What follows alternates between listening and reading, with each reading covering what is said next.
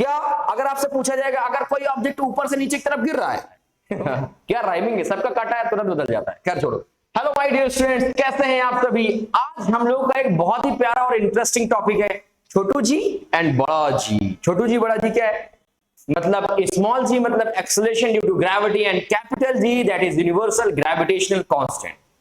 तो चलो इसके बारे में हम लोग डिस्कस करते हैं। तो देखो ऐसा है कि चाहो तो आप लिख लो, पॉइंट वाइज लिख लो, और बहुत ही जल्द हम लोग जब लास्ट सेशन डिस्कस करेंगे न्यूमेरिकल्स का, तो उसमें आपको हमारे जितना भी क्लासेस हुआ है उसका नोट्स मिल जाए, आपको हैंड रिटन नोट्स मिल जाएगा, और उन नोट्स के साथ साथ आपको मिल जाएंगे कुछ बेहतरीन से कॉम्पिटेंसी बेस्ड क्वेश्चन जो एकदम रूह कांप जाएगी आपकी रूह का मतलब बहुत स्टैंडर्ड लेवल के क्वेश्चन मिलेंगे। ओके, देखिए आज का जो हमारा सेशन है उसमें हम लोग difference between capital G small g, mass and weight and equation for free fall, ये हम लोग कंप्लीट करने वाले हैं। तो फटाफट करेंगे, और आप चाहे तो नोट्स बनाते जाइएगा, अदरवाइज आपको हैंडमेड नोट आपको मिला, ठीक है। तो सबसे पहले हम लोग इधर लिखते हैं छोटकू जी छोटे मियां, और इधर बड़े मियां बड़कू जी, ठीक है। अब एक एक करके आप लोग खुद अपने मन में सोचिएगा कि कैपिटल जी और स्मॉल जी में क्या डिफरेंस है। तो सबसे पहली चीज तो ये कि ये जो छोटकू जी है ये क्या था हमारे लिए, ये था एक्सेलरेशन ड्यू टू ग्रेविटी, और ये जो बड़कू जी है तो ये कौन थे, ये थे यूनिवर्सल ग्रेविटेशनल कांस्टेंट। सिंपल है। छोटकू जी कौन थे, छोटकू जी थे, इनका जो एसआई यूनिट था वो था मीटर पर सेकेंड स्क्वायर, और इनका था क्या, मीटर पर सेकेंड स्क्वायर, ये दूसरे नंबर का है। और बड़कू जी का क्या था, केजी मीटर, देखो क्या था, capital G kg metre square per kg, sorry newton metre square per kg square. क्या निकल रहा है भाई, तुम लोग है सब लोग करवा रहे हो, ठीक है। पर क्या लगाओ, Newton metre square per kg square. दूसरा तीसरा डिफरेंट क्या है कि ये चेंज हो सकता है ना, चेंज होता है कि नहीं होता, बिल्कुल चेंज होता है। और ये क्या होता है, नेवर बी चेंज, कुछ भी आ जाए, कोई भी कंडीशन आ जाए, टेम्परेचर बढ़ा दो, प्रेशर बढ़ा दो, डिस्टेंस बढ़ा दो, हाइट बढ़ा दो, कुछ भी कर दो, लेकिन इसमें कोई, ये ढीठ का ढीठ रहेगा, इसमें कोई फर्क नहीं पड़ेगा, है ना। तो ऐसे ही होते हैं ढीठ लोग जो सेम रहते हैं, बदलते नहीं है, गाली दे दो, कुछ भी कर दो, अपन को क्या, ठीक है। लेकिन ये थोड़ा जेंटलमैन निकला, इसको अगर बोल दो बदल जा तो बदल जाता है, तो इसने सबका काटा है तुरंत बदल जाता है क्या राइमिंग है, सबका काटा है तुरंत बदल जाता है। खैर छोड़ो, आगे चलते हैं अपने फोर्थ पॉइंट की तरफ। तो फोर्थ पॉइंट क्या है हमारे पास, फोर्थ पॉइंट हम लोग कर सकते हैं कि yes it can be zero, G की वैल्यू जीरो हो सकती है। अब रिलेट भी कर सकते हो कि ये दोनों एक ही टॉपिक है, कोई दिक्कत नहीं। और इसमें क्या बोल सकते हैं कि capital G can not be zero, कभी जीरो नहीं हो सकती यार, चेंज होने की तो बात नहीं, जब केवल कभी चेंज नहीं होता तो जीरो कैसे हो जाएगा भाई, बताओ। लेकिन इसकी वैल्यू कैसी होती रहती, चेंज होती रही है, और चेंज नहीं होता, जब चेंज नहीं होता तो जीरो हो नहीं सकता, और ये क्या हो जाता है कभी कभी जीरो, कहां पर, सेंटर टू द अर्थ। याद आया कि नहीं याद आया।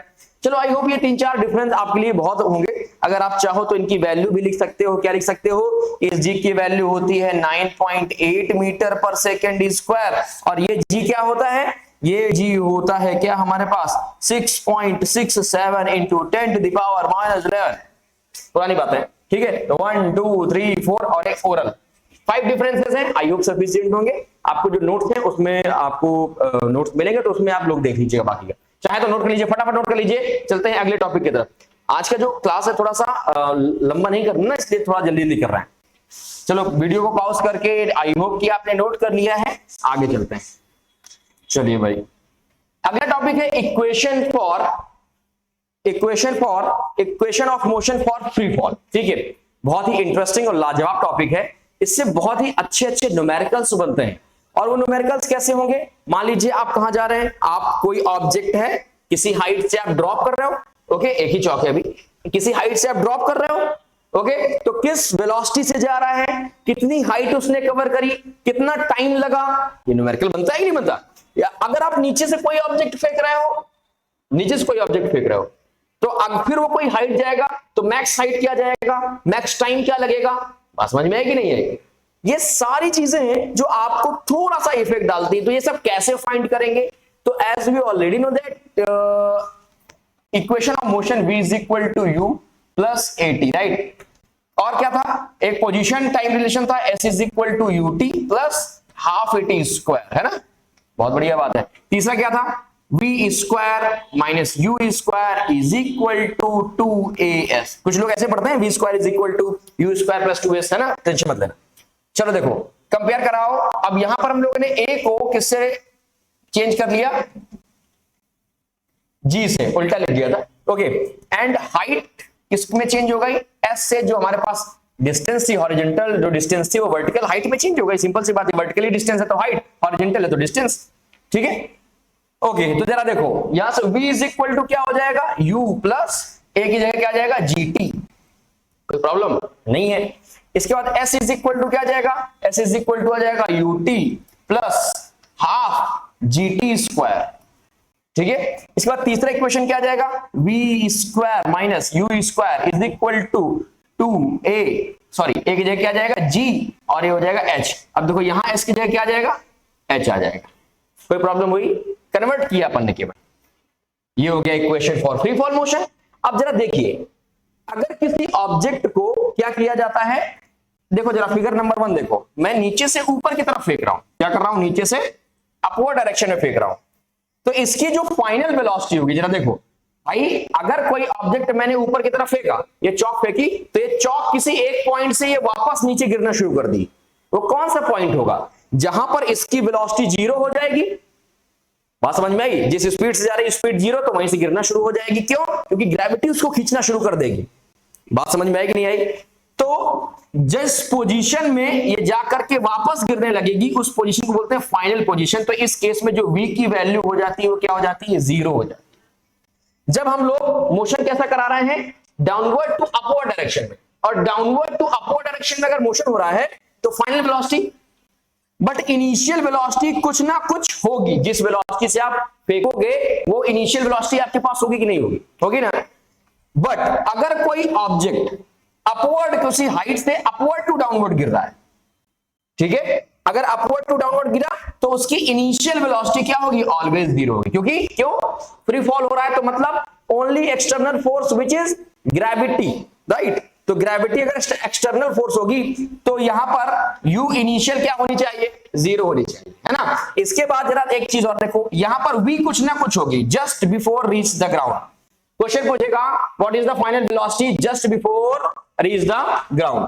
बात समझ में आ रही कि नहीं आ रही, आ रही। एक चीज और देखो भाई, यहां से मैंने ऑब्जेक्ट ऊपर की तरफ फेंका तो g की वैल्यू ऑलवेज नेगेटिव। कैसी, नेगेटिव। क्यों, क्योंकि जब मैंने वेलोसिटी से कुछ ऊपर की तरफ फेंक रहा हूं मैं किसी ऑब्जेक्ट को, तो g उस ऑब्जेक्ट के अपोजिट फोर्स लगा रही है मोशन के। मोशन हो रहा है अपवर्ड और g फोर्स लगा रहा है डाउनवर्ड। तो इस केस में हम लोग पढ़ते हैं ना कि वो फोर्स कैसा होता है, ऑलवेज नेगेटिव होता है। अच्छा, क्वेश्चन एक बच्चा मेरे से एक बार पूछ रहा था क्लास में कि सर क्या फोर्स नेगेटिव हो सकता है भाई, तो बिल्कुल हो सकता है। बात समझ में है कि नहीं। अब यार अगर अपोजिट डायरेक्शन में 180 डायरेक्शन में अपोजिट वर्क हो रहा है तो फोर्स नेगेटिव होगा। रिजल्टेंट कई बार नेगेटिव आ जाता है, रिजल्टेंट फोर्स आप पढ़ के आएंगे फर्स्ट चैप्टर में, राइट। तो यहां पर जो जी की वैल्यू होगी वो कैसे लेंगे हम लोग, माइनस लेंगे। और अगर मान लो अपवर्ड टू डाउनवर्ड जा रही है, कैसी जा रही है, अपवर्ड टू डाउनवर्ड, तो इसका मतलब क्या है कि हम फोर्स के डायरेक्शन में ही मोशन कर रहे हैं, तो जी की वैल्यू कैसी होगी, पॉजिटिव होगी। आई होप आपको ये क्लियर हो गया होगा, 100% क्लियर हो गया, क्लियर हो गया होगा। चलो अच्छा, फटाफट एक बार मेरे साथ देख लो, एक और छोटा सा रिकैप, इसको नोट कर लिया होगा आई होप आप लोगों ने, नहीं किया है तो थोड़ा बैक करके याद कर लो। अब मान लीजिए किसी ऑब्जेक्ट को मैंने हाइट से, ये मान लो किसी h हाइट से फेंका, ड्रॉप कर रहा हूं मैं h हाइट से, ठीक है, तो इसकी इनिशियल वेलोसिटी क्या होगी, 0 होगी।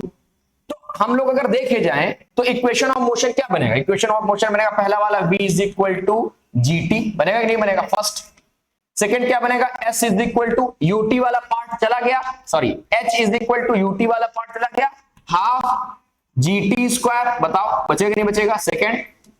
हाँ, और तीसरा क्या हो जाएगा दोस्त, तीसरा अगर पूछेगा आपसे v स्क्वायर, u वाला पार्ट खत्म हो गया तो क्या बचेगा, 2gh, राइट, 2gh बचेगा नहीं बचेगा। जरा देखो, अगर आपसे पूछता है what is the time taken by the object just before touching the ground, अगर अपवर्ड टू डाउनवर्ड फेंका, ठीक है, तो आप क्या यहां से टाइम की वैल्यू निकाल सकते हो क्या। अगर आपसे पूछा जाएगा अगर कोई ऑब्जेक्ट ऊपर से नीचे की तरफ गिर रहा है, ओके, ऊपर से नीचे गिरा मतलब u की वैल्यू क्या थी, 0 थी, तो बताओ just before touching the ground velocity क्या होगी, तो देखो v इज इक्वल टू क्या हो जाएगी, रूट में 2gh लो समझ में आ गया कि नहीं आ गई? This velocity is just before touching the ground, just before touching the ground, touching ground when initial velocity क्या है? 0। टाइम का पूछा गया तो टाइम क्या हो जाएगा यहां से जरा फाइंड आउट करो। तो टाइम यहां से हो जाएगा, देखो इधर ये हो जाएगा 2h अपॉन में g is equal to t। अब स्क्वायर था तो यहां पर क्या लग जाएगा? रूट वैल्यू लग जाएगी, यहां से t की वैल्यू आ जाएगी। मैथ्स तो आपने पढ़ा है ना, तो इसको ट्रांसपोज किया तो हमारे पास आ जाएगा 2g अपॉन में g, 2h अपॉन में g is equal to t root value. तो अगर टाइम पूछता है तो यहां से आप तुरंत आंसर निकाल लेते हैं विद इन अ सेकेंड। लेकिन अगर आपको 2 नंबर या 3 नंबर में न्यूमेरिकल दे रहा है तो आपने क्या करना है? फिर आपको करना है कि आपको पूरा प्रॉपर सॉल्व करना है, ये शॉर्ट ट्रिक्स नहीं लगानी, ठीक है? शॉर्ट ट्रिक्स है ये, ओके? कॉन्सेप्ट है, कॉन्सेप्ट क्लियर है तो ये अपने आप आ जाएंगे। चलिए आगे बढ़ते हैं। अगर मान लीजिए यहां तक हो गया, चलिए नोट कर लीजिए इसको। अगर मान लीजिए मैं किसी भी ऑब्जेक्ट को कहां से फेंक रहा हूं? अपवर्ड टू डाउनवर्ड फेंक रहा हूं, डाउनवर्ड टू अपर फेंक रहा हूं। मान लो ये है डाउनवर्ड टू अपर फेंका। अब इस केस में तो फाइनल वेलोसिटी 0 होगी ना, ये जहां से नीचे गिरना शुरू करेगा, ये जो गिरना शुरू करेगा तो ये जो पोजीशन होगा मैक्स हाइट ये होगी, जहां से इसकी वेलोसिटी 0 होगी मैक्स हाइट होगी कि नहीं होगी? और यहां पर v की वैल्यू क्या होगी? 0। फाइनल जो वेलोसिटी होगी वो क्या होगी? 0 होगी कि नहीं होगी बेटा? ओके। तो इस केस में अगर मैं आपसे पूछूं कि इनिशियल वेलोसिटी कितनी होगी भाई? Just before touching the ground we know that v is equal to root में 2gh, but what about u की कोई वैल्यू नहीं है। अच्छा, मतलब तुम्हारी कोई वैल्यू नहीं है। चलो देखो, तो u की वैल्यू है दोस्त, v की वैल्यू 0 हो गई। हमारे पास थर्ड इक्वेशन ऑफ मोशन है क्या? v square minus u square is equal to 2gh, है ना? बताओ। चलो ठीक है, तो v की वैल्यू 0 हो गई तो कितना गया? माइनस का u स्क्वायर। अब देखो नीचे से ऊपर फेंका गया तो यहां केस में g की वैल्यू कैसे लोगे? माइनस लोगे। उसमें क्या था? ऊपर से नीचे आ रहा था तो u 0 किया, g को पॉजिटिव लिया था। इसमें नीचे से ऊपर गया तो g कैसा हो गया? नेगेटिव हो गया। तो हो गया कितना? हो जाएगा 2, ये हो जाएगा कितना? माइनस का g इंटू में h हो जाएगा, नहीं हो जाएगा? पहले मैक्स हाइट निकाल लेते हैं फिर u की वैल्यू निकाल लेंगे। तो देखो यहां से आपको u की वैल्यू मिल सकती है। अब मैक्स हाइट जरा देख लो, h इज इक्वल टू क्या हो जाएगा? u स्क्वायर अपॉन में 2g बन जाएगा कि नहीं बन जाएगा? डायरेक्ट आपसे क्वेश्चन पूछता है कि किसी ऑब्जेक्ट को हम लोग किसी वेलोसिटी से फेंकते हैं तो बताओ कितनी ये डिस्टेंस कवर करेगा, कितनी मैक्स हाइट कवर करेगा? Height max. और u की वैल्यू तो आपको गिवन हो के आएगी। बात समझ में आई? मैं भी यहां कह रहा था ना कि व्हाट अबाउट u, तो ये गिवन हो के आएगा। ओके, यहां से क्या फाइंड किया हम लोगों ने? Maximum distance travel by the object, मतलब मैक्स हाइट। क्लियर है इतनी बात? चलो ठीक है, ये बहुत इंपॉर्टेंट चीज होती है और ये आप लोग नोट कर लीजिए चाहे तो। आगे चलते हैं, नोट कर लिया होगा। चलो आज का जो हमारा टॉपिक है, देखो हम केवल कंसेप्ट क्लियर करेंगे और न्यूमेरिकल्स जो है वो हम लोग शॉर्ट आउट करेंगे अपने नेक्स्ट 2 लेक्चर्स में। एक लेक्चर में हम लोग करेंगे कुछ न्यूमेरिकल, फिर दूसरे में करेंगे, और आपको जो उसके क्वेश्चन सीट्स होंगी वो सब आपको लिंक में मिल जाएंगे, ठीक है? और नोट्स के भी आपको लिंक प्रोवाइड कर दिए जाएंगे जो लास्ट न्यूमेरिकल वीडियो होगा उसमें, तो उसमें आपको हैंड रिटन नोट्स प्रोवाइड हो जाएंगे। चलो देखो भाई, अब हमारा अगला टॉपिक है वो है मास। क्या है? मास। तो कोई बच्चा बताएगा क्या क्या होता है मास? चलो सोचो जरा एक बार में कि क्या कभी क्लास 6 7 में पढ़ाया आप लोगों ने कि नहीं पढ़ाया? जस्ट अ मिनट, पढ़ा होगा। मास क्या होता है? तो मास आपको बताया जाता है कि mass is actual quantity which the object contain या मेड अप ऑफ। किसी भी ऑब्जेक्ट की, मान लो ये चौक है, अब ये चौक का अगर मास देखूं तो ये जितने भी डस्ट पार्टिकल से मिलके बना होगा उन डस्ट पार्टिकल्स का जो मास होगा एक्चुअल में वो इसका मास होगा। तो क्या हम हमेशा एक्चुअल मास मेजर करते हैं? यस, मेजर करते हैं। कभी आप आलू लेने जाओ, मान लो, ठीक है, पोटैटो लेने जाते हो, तो वो जो शॉपकीपर होता है वो क्या करता है? वो एक आपको बीम कुछ इस तरह से, अब तो इलेक्ट्रॉनिक आने लगे, पहले कुछ इस तरह से चला करता था। जब मैं छोटा बच्चा था तो बड़ी शरारत करता था, तो आलू लेने जाया करता था, तो आलू लेने गया तो इस तरह का कुछ एक तराजू चला करता था, खूब बड़ा सा, और यहाँ पर 1 kg का क्या रख देता था? बाट रख देता था। बाट मतलब कि जो मेजर करता था उसके इसके एक पर, और यहां से उसको क्या करता था? पकड़ता था, हैंडल पकड़ता था, हैंडल पकड़ लिया। अब हैंडल पकड़ा तो क्या देखा कि जितना यहां पर आलू रखा है उतना यहां पर क्या रखा है? अरे यार यहां से आलू डालो वहां से सोना निकालो, नहीं, आलू रखा और यहां पर क्या रखा, 1 kg का रख दिया, वेट रख दिया। ओके, अब जरा देखो ये और ये इक्वल हो गए, पार्ट इक्वल हो गए। देखो यहां पर लगता है जी, क्या लगता है जी, यहां पर क्या लगता है जी। इस केस में दोनों क्या हो गए, इक्वल हो गए, जी दोनों साइड इक्वल हो गए। तो अब हमें जो पोटैटो मिल रही है वो इक्वल 1 kg मिल रहा है। क्या मिल रहा है, इक्वल 1 kg वेट। अच्छा नहीं समझ में आ रहा, चलो देखो फिर से एक बार समझते हैं यार, बहुत टफ नहीं था जरा देखो, बहुत जल्दी देखो, जल्दी देखो, जल्दी देखो।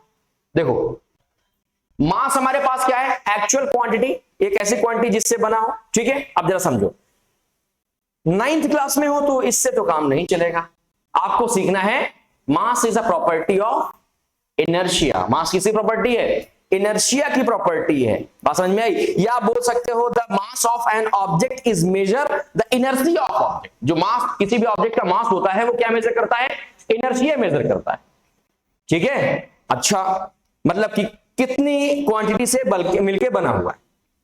दूसरी बात क्या है, मास, मास की जो एसआई यूनिट है वो क्या होती है, केजी होती है। अब लोग बोलते हैं फॉर्मेलिटी में कि सर इतना वेट है मेरा, इतने केजी वेट है, नहीं नहीं नहीं, क्योंकि उसमें वो न्यू आप वेट मेजर कर रहे हो तो उसमें केजी नहीं बोलना है आप, समझ में आई। अच्छा देखो एसआई यूनिट की बात हो गई, मेजर किस में करते हैं इसको हम लोग, मेजरमेंट करते हैं किसमें, बीम बैलेंस। बीम बैलेंस मतलब ये वाला तराजू, मैंने आपको बताया ना, ये तराजू आजकल इलेक्ट्रॉनिक तराजू आने लगे हैं, तो बीम बैलेंस में हम लोग इसको मेजर करते हैं। ओके, तीसरी क्वांटिटी क्या है, mass can never be change. Simple सी बात है, आइंस्टाइन ने भी दिया है ना, is equal to mc square. कभी मास चेंज नहीं होता है एनर्जी के फॉर्मेट में, भले एनर्जी कभी चेंज नहीं होती, ठीक है, ऐसा है। लेकिन सेम ऐसा ही कंजर्वेशन ऑफ मास भी आपने पढ़ा है कहीं ना कहीं कि मास कैन नेवर बी चेंज। अगर हमारे पास 1 kg मास है तो चाहे वो अर्थ में हो, चाहे मून में हो, चाहे वो कहीं भी हो, क्या हो जाएगा, 1 kg ही मास रहेगा। अच्छा एक चीज समझो, क्वेश्चन कभी कभी मजाक में टीचर बोलता है कि मून में हमारा जो वेट होता है वो 1/6 होता है अर्थ का, और थोड़ी देर बाद पूछेगा कि अगर मेरा अर्थ में मास 60 kg है तो मून में बताओ, तो बच्चा बोलता है सर 60 kg क्यों, क्योंकि नहीं सॉरी बोलता है 10 kg, क्योंकि उसने क्या पढ़ रखा है कि 1/6 होता है, लेकिन वो मास और वेट नहीं सुनता है। तो ये इसमें कंफ्यूज मत हो जाना, आप तो आई होप क्लियर हो गया होगा। Mass can never be change, मैं लिख देता हूं never be change, never be change, नोट कर लेना। And mass can never be zero, never be does not is equal to zero, कभी चेंज नहीं होता। बात समझ में आई। पहला मास होता क्या है, इनर्शिया बताता है ऑब्जेक्ट का, एसआई यूनिट केजी, दूसरा बीम बैलेंस, तीसरा बेटा किसमें, नेवर बी चेंज, और M does not equal to zero, कभी जीरो नहीं। आई होप समझ में आ गया होगा। चलो जरा वेट का देख लेते हैं। वेट क्या है, वेट में क्या होता है कि जब मास हो और मास के साथ साथ आपके ऊपर क्या लग रही हो, ग्रेविटी लग रही हो, वो होता है वेट। अब जरा देखो वो सेम एग्जांपल जो पहले हम लोग पढ़ रहे थे, ये तराजू बन गया, उसको राजू की याद आ रही है, राजू। चलो ये रखा और यहां रखा 1 kg, और यहां रखा 1 kg पोटैटो, 1 kg पोटैटो रख दिया, ठीक है। अब जरा देखो 1 kg है तो यहां पर भी जी सेम लगेगा जितना इस kg में लग रहा है, सेम जी लगेगा। तो जी से जी क्या हो जाएंगे, रिजल्टेंट जीरो हो गया। रिजल्टेंट जीरो हुआ कि नहीं हो गया, और रिजल्टेंट जीरो हुआ दोस्त तो क्या होगा, एक्चुअल मास, एक्चुअल 1 kg आपको पोटैटो मिलेगी। अगर ये ऐसा ना करे तो एक्चुअल मिलेगी ना, वो 1 आलू कर देगा तो भी 1 किलो होगी, 2 करेगा तब भी 1 किलो मानना पड़ेगा। बात समझ में है कि नहीं। तो क्या करता है वो रिजल्टेंट जीरो करता है, जो ग्रेविटेशनल फोर्स लग रहा होता है टुवर्ड्स द अर्थ उसको जीरो कर रहा होता है, रिजल्टेंट। बात समझ में आ गई कि नहीं आ गई। ओके अब जरा देखो भाई क्या होता है। पहली चीज, so what is weight, weight is mass and gravity, mass into gravity. What is the SI unit, this is, देखो ये क्या लिखा हुआ है, ये लिखा हुआ है m इंटू में g, और a से रिलेट कराया था ना, तो क्या था, m इंटू में a था, m इंटू में a था। ओके, और m इंटू में a क्या होता है, फोर्स होता है, मतलब w इज इक्वल टू कहीं ना कहीं f के है, तो इसका जो SI यूनिट क्या हो जाएगा, दूसरा पॉइंट न्यूटन हो जाएगा। क्या हो जाएगा, न्यूटन हो जाएगा, सिंपल। इसको मेजर किससे करते हैं, इसको मेजर करते हैं स्प्रिंग बैलेंस से। किससे मेजर करते हैं, स्प्रिंग बैलेंस से। ऐसे dot dot dot dot dot ऐसे कुछ बना होता है, कुछ ऐसा सर्कुलर, ठीक है, और उसके अंदर ये एक हुक लगी रहती है कुछ इस तरह से, और यहां पर हैंडल होता है। तो यहां पर क्या कहते हैं, आप मास को क्या कर दो, होल्ड कर दो, यहां पर मास को होल्ड कर दो, मास, तो जितना मास होता है वो इधर यहां न्यूटन दिखाने लगता है, 2 Newton, 3 Newton, 5 Newton. Spring balance से मेजर करता है, ये आपने स्कूल में कहीं देखा हो। इसके बाद वेट कैन बी चेंज, कैसे वेट कैन बी चेंज? भाई वेट कैन बी चेंज कैसे बताओ? भाई जी चेंज हो रहा है ना, एक्चुअली जी चेंज, अगर जी चेंज हो जाएगी तो वेट क्या हो जाएगी? चेंज हो जाएगी, चेंज हो जाएगा। आप अपने हिसाब से जेंडर डिसाइड कर लेना कैसे क्या करना है अपने को। ओके, इसके बाद weight can be zero, yes of course can be zero भाई, क्योंकि जी कैन बी जीरो। बात समझ में आई कि नहीं? कंपैरेटिव लर्निंग बहुत ही अच्छा तरीका है। जी एसआई यूनिट, इसकी एसआई यूनिट, एक्चुअल में क्या है? एक्चुअल में क्या है? किससे मेजर करोगे? किससे मेजर करोगे? नेवर बी चेंज, चेंज होता है, ये दल बदलू आदमी है, धोखाबाज आदमी है। M equal M V can W can not be change. बात समझ में आई? अच्छा, ये जीरो भी हो सकता है, यहां लिख लो weight can be change, weight can be change. बताओ समझ में आया कि नहीं? समझ में आ गया?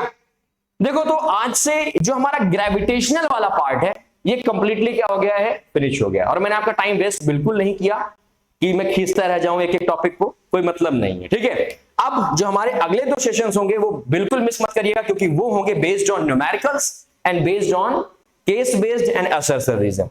तो पहला कौन सा करना है, असर्शन रीजन और केस बेस्ड या न्यूमेरिकल, ये आप लोग मुझे कमेंट में आज बता दीजिएगा। आज के लिए मैं इतना ही रखूंगा, आज के लिए इतना ही। तब तक हंसते मुस्कुराते रहिए और पढ़ते रहिए।